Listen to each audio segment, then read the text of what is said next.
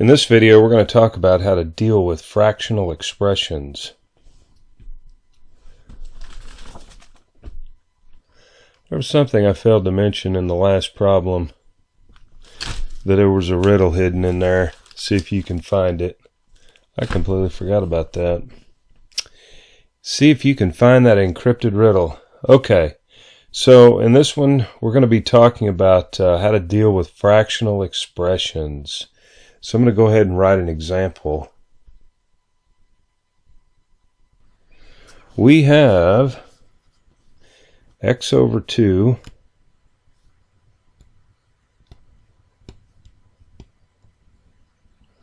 plus x over 3 is equal to 2.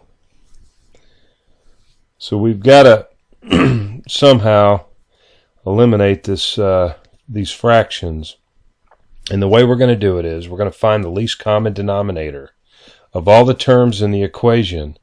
Then we want to multiply every term by the least common denominator. This should clear the equation of fractions. The least common denominator in this particular case, and I'm just going to write it right up here, the LCD is 21. And I noticed something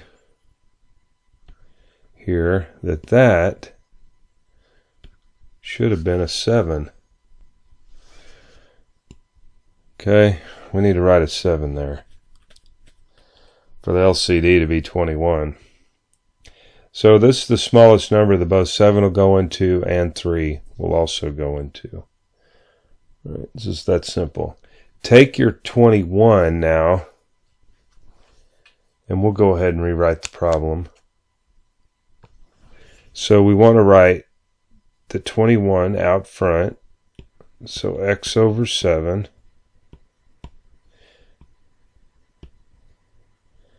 times x over 3. And we have to do it all the way across the board here. All the way across. So now you can see that 7 goes into 7 one time, goes into 21 3 times.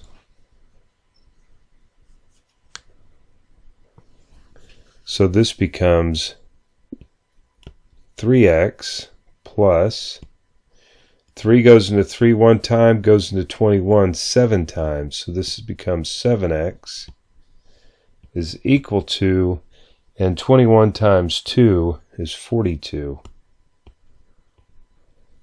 So that's how we deal with fractional expressions. And we'll be doing quite a bit of that coming up. So because 3x and 7x are like terms, we can just add their coefficients, and that gives us 10x is equal to 42. Now, this coefficient here in front of x needs to be a 1, and so what we're going to do is multiply both sides by its reciprocal. And remember, what you do to the left, you have to do to the right of the equation. So now we're left with x is equal to 42 over 10. But remember, you never leave this without it being reduced. So 2 goes into 42 21 times. We should write an equal sign here. And 2 goes into 10 5 times. Okay. So always reduce your fractions.